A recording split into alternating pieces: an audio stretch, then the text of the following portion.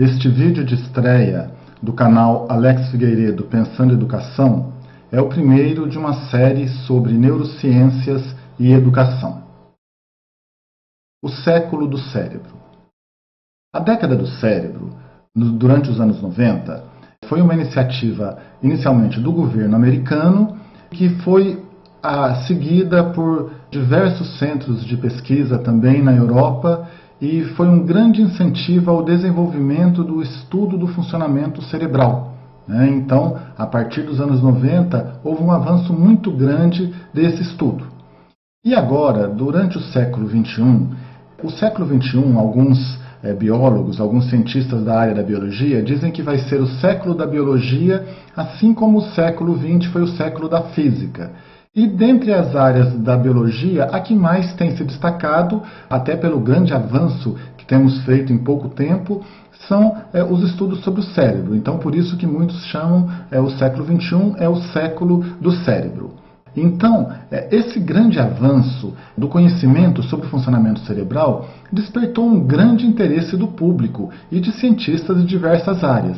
E o cérebro se tornou um ícone da cultura contemporânea, em áreas como artes, diversas áreas do conhecimento, meios de comunicação, medicina, até tribunais de justiça. O cérebro se tornou um ícone. E com isso, uma das questões mais relevantes, mais importantes é como o cérebro é o nosso órgão responsável pela aprendizagem e a aprendizagem ela transforma o nosso cérebro, como é que as neurociências podem subsidiar, podem ajudar na educação. Essa é uma relação bastante complexa, por vários motivos. Primeiramente, há uma grande diferença entre a linguagem científica e a linguagem utilizada pelos educadores. Então, a especificidade da terminologia científica é um problema para a compreensão por nós educadores de uma série de questões, de uma série de coisas que vêm sendo descobertas nas neurociências. Um outro problema são as discórdias entre pesquisas. Uma pesquisa mostra uma coisa, uma outra mostra uma coisa diferente ou uma coisa um pouco diferente. Isso é uma coisa normal no desenvolvimento de todas as áreas da ciência. E como as neurociências são bastante recentes, o início delas, início dos anos 90, estamos completando 30 anos. Então, isso ocorre bastante. Isso é um problema também, uma coisa que tem que ser levada em conta, temos que nos preocupar. A impossibilidade de aplicar resultados de laboratório diretamente à sala de aula. Isso é uma outra coisa complexa. Por quê? Uma pesquisa num laboratório é uma pesquisa controlada, é uma pesquisa com ambiente mais simples do que todas as complexidades que ocorrem numa sala de aula normal. Então isso é um problema também. Os diferentes níveis de análise entre as neurociências e a educação. As neurociências têm um nível de análise micro, elas se preocupam com neurônios, sinapses, neurotransmissores, e a educação está mais ligada à área comportamental, então o nível de análise é bastante diferente.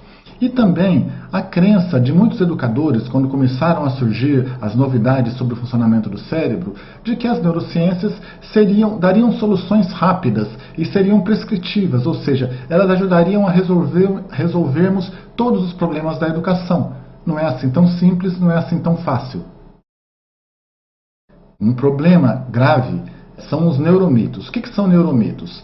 São mitos que se baseiam parcialmente em descobertas científicas, em alguns casos eles não se baseiam em nada, mas que acabam gerando uma confusão entre o público que não é mais voltado às áreas científicas, que não são os cientistas, né? Um público mais leigo.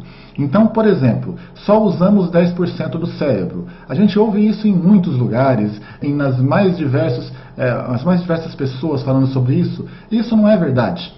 Uma das grandes descobertas, um dos grandes avanços desse período das neurociências foi a imageria cerebral, a possibilidade de nós vermos um cérebro vivo funcionando. Até o final dos anos 80, os estudos cerebrais se baseavam basicamente em estudos com pessoas mortas, no cérebro aberto, estudos anatômicos dessa forma. E hoje conseguimos ver o cérebro vivo funcionando. E nessas pesquisas mostram que nós utilizamos 100% do cérebro, todas as áreas cerebrais são ativadas. Um outro mito lado esquerdo versus lado direito do cérebro.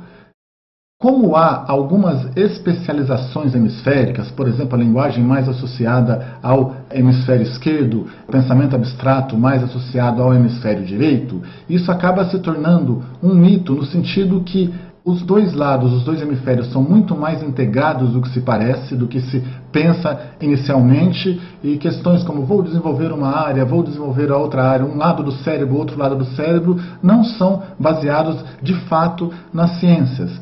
Um exemplo, as linguagens. Em mais de 99% das pessoas, as áreas relativas à linguagem estão no lado esquerdo do cérebro. Mas isso não significa que apenas esse hemisfério é responsável pela linguagem. Os dois lados trabalham conjuntamente no funcionamento cerebral, apesar da maioria das áreas estarem associadas ao lado esquerdo.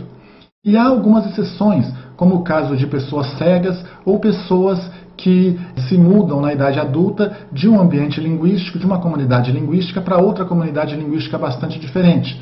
Então, apesar disso, haver diferenças de fato, mas temos que tomar cuidado na extrapolação dessas diferenças e tentar aplicar coisas diretamente a partir delas. O cérebro funciona muito mais integrado do que esse tipo de conhecimento, esse tipo de informação equivocada dá a entender.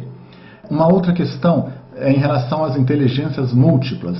Então, apesar de nós termos, cada pessoa ter algumas características que se desenvolvem melhor, algumas habilidades mais específicas, mas as inteligências múltiplas, conforme foram propostas pelo Gardner, elas têm uma grande questão. As pesquisas neurocientíficas mostram que essas inteligências elas têm uma correlação positiva.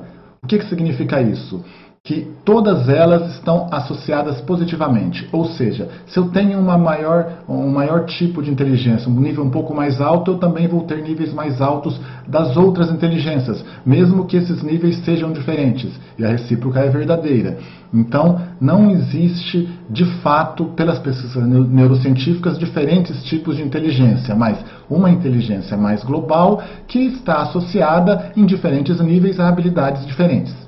Uma outra questão são os modelos de aprendizagem multissensorial, que foram bastante propostos, muitos inclusive cursos e métodos de ensino baseados no cérebro e que utilizam aprendizagem multissensorial, visual, auditiva e sinestésica, relativa aos movimentos. Mas as pesquisas mostram que cada uma dessas áreas elas são processadas separadamente. O que nós vemos, o que nós ouvimos, as sensações corporais, elas são processadas e aprendidas de forma separada. E análises que foram feitas com correlações, na verdade não correlações, mas com integrações, com cruzamento dessas áreas, não deram os resultados que são esperados por uma proposta de modelo de aprendizagem multissensorial. Esses neuromitos, alguns deles são baseados parcialmente em descobertas científicas, outros, como os 10%, a utilização de 10% do cérebro, são totalmente infundados, mas eles são bastante prejudiciais. Eles atrapalham a compreensão dos progressos realizados pelas neurociências cognitivas em várias áreas que são relevantes para a educação. Então temos que ter muito cuidado com a utilização equivocada do conhecimento neurocientífico. Qual é o futuro da relação neurociências e educação? Primeiramente, não devemos buscar uma aplicação direta da ciência do cérebro à prática educativa. As pesquisas devem incidir sobre o que os educadores precisam saber e como eles podem ser informados pela investigação neurocientífica. Esse é o objetivo principal. E, para isso, como nós já falamos, as linguagens são bastante diferentes, as áreas de educação e da área científica das neurociências têm objetivos bastante diferentes, foi proposto que a psicologia cognitiva é uma ponte bastante interessante para fazer uma ligação entre essas áreas, para aproximar essas áreas. A psicologia cognitiva já há muitos anos, há décadas, ela já tem uma relação, uma interlocução forte com a área da educação. E um pouco mais recentemente com as neurociências, que são muito mais novas. Então, a psicologia cognitiva é considerada uma ótima ponte para fazer uma ligação entre as neurociências e a educação. Os educadores precisam conhecer a ciência do cérebro e os cientistas precisam entender com maior profundidade a educação. Então, isso é fundamental para aumentar o conhecimento sobre essa relação que é tão importante e tão fundamental. É uma das coisas mais importantes para nós descobrirmos nesse século. E o ponto de partida para que isso aconteça, para que isso ocorra, é a utilização de um vocabulário que seja entendido tanto por educadores quanto por cientistas.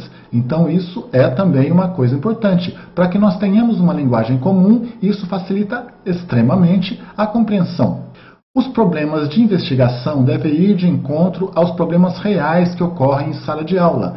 Não adianta eu me basear apenas em pesquisa básica. É claro que a pesquisa básica é fundamental, é importante, ajuda a desenvolver o conhecimento. Mas, no caso específico da relação entre neurociências e educação, é importante que nós consideremos os problemas reais que ocorrem no ensino-aprendizagem, que ocorrem no ambiente de sala de aula. E para isso são necessários estudos ecológicos, com investigações em cenários reais, em cenários de prática educativa. O que isso significa? São necessários criar escolas-laboratório. Escolas-laboratório seriam equivalentes aos hospitais universitários. No hospital universitário, os aprendizes, os estudantes que estão se formando em medicina, na prática, eles vão aprendendo questões relativas à medicina enquanto praticam. Então, os hospitais universitários são fundamentais em todas as escolas de medicina. A ideia é que também haja escolas-laboratório para que nós possamos, nessas escolas, ter um estudo mais profundo, aprofundado da realidade da educação, que os neurocientistas, junto com os educadores, possam de fato fazer uma pesquisa que considere na prática o que ocorre nas salas de aula.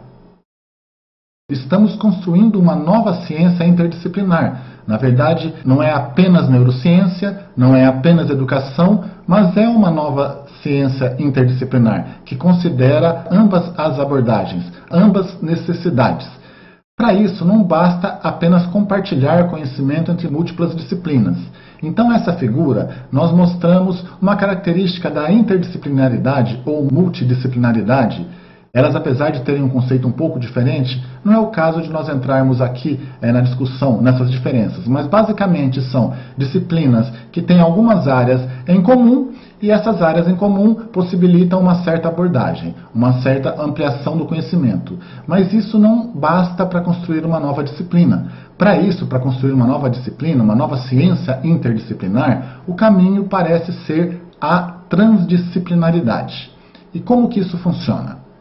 A transdisciplinaridade ela implica na cooperação ativa entre as disciplinas, que as leva a ascender, a avançar em relação a uma nova disciplina. Então, na imagem, nós vemos algumas ciências que estão relacionadas ou que têm relação de alguma forma com a educação, como a psicologia, a pedagogia, a neurociência cognitiva, a fisiologia. Todas essas ciências, elas têm uma convergência interdisciplinar, elas têm uma ligação entre elas que são mostradas por essas linhas na base dessa semisfera, mas na medida que elas vão sendo integradas, principalmente com pesquisas em conjunto e pesquisas que analisem problemas reais, objetivos reais e concretos, isso vai avançando em relação a uma nova área do conhecimento, que é esse o nosso objetivo.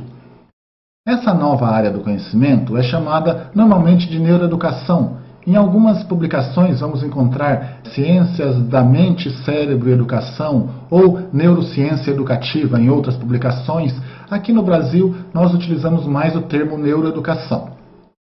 E uma coisa que é fundamental na neuroeducação é que a próxima geração de educadores obrigatoriamente deverá levar em conta o conhecimento gerado por pesquisas sobre o funcionamento cerebral, pesquisas neurocientíficas, para planejar e desenvolver os seus projetos de ensino e aprendizagem. Eu digo que não apenas a próxima geração, é fundamental que esse conhecimento também seja divulgado para que nós, que já somos professores atuantes, possamos também ampliar o nosso conhecimento e começarmos a avançar rumo a uma educação que realmente considere os conhecimentos e os avanços neurocientíficos relativos à aprendizagem. Entre os princípios chaves da neuroeducação está a compreensão que não existem dois cérebros iguais. Isso tanto devido à natureza, ou seja, à biologia questões congênitas, questões genéticas, questões de hereditariedade, quanto à criação, quanto ao ambiente, quanto à experiência. Então, por isso, cada cérebro é individual. Os objetivos da neuroeducação, eles podem ser divididos entre os objetivos do ponto de vista psicológico, que é explicar os comportamentos de aprendizagem, tanto através do cérebro, pelos neurologistas, como através da mente, pelos psicólogos. Então, como isso está relacionado? E do nosso ponto de vista, nós como educadores, é utilizar essas informações para melhorar nossas práticas em sala de aula. O objetivo geral, então, seria buscar um método comum para traduzir os resultados da pesquisa científica através de um caminho cujo sentido começa nos laboratórios dos neurocientistas cognitivos e segue para o planejamento de estratégias pedagógicas aplicáveis. É um caminho longo, passa por uma série de coisas, como já citamos, inclusive as escolas laboratório, mas a ideia é que, a partir da pesquisa inicial, se chegue à compreensão de quais as melhores estratégias de como podemos utilizar isso para melhorar a educação. Considerações finais, uma síntese do que nós falamos neste vídeo. O enorme avanço das neurociências nos últimos anos traz grandes perspectivas quanto às possibilidades de compreender melhor a aprendizagem humana. Só que a relação entre as neurociências e a educação ainda tem muitas dificuldades, principalmente devido às abordagens diferentes e os objetivos diferentes entre os profissionais de cada uma das áreas. A integração entre neurocientistas, educadores, psicólogos e outros profissionais relacionados à educação é fundamental para o nascimento, para a criação de uma verdadeira ciência da aprendizagem. E a inclusão do conhecimento neurocientífico nas escolas de formação de professores é fundamental, é uma necessidade premente, é uma necessidade que está inclusive bastante atrasada. Há aproximadamente 10 anos eu comecei a ministrar aulas em pós-graduação de neuropedagogia, que hoje em dia se chama neuroeducação, na época chamávamos neuropedagogia. Um pouco mais de 10 anos eu participei de uma das primeiras eu me formei em uma das primeiras pós-graduações do Brasil nessa área e ministrei cursos em várias pós-graduações também nessa área. Mas as pós-graduações são voltadas para professores já em atuação, professores experientes, professores já formados, ajuda a divulgar o conhecimento. É fundamental que esse mesmo conhecimento seja inserido na formação de pedagogos e das diversas licenciaturas. Isso é imprescindível. Essas são as referências bibliográficas que eu utilizei para esta apresentação, para este vídeo. Eu vou deixá-las na descrição aqui no vídeo e aí vocês podem ver elas com mais cuidado, com mais atenção. São textos bastante interessantes, vale a pena ler e conhecer mais. Muito obrigado por terem assistido esse vídeo. Vejo vocês no próximo vídeo da série sobre neurociências e educação.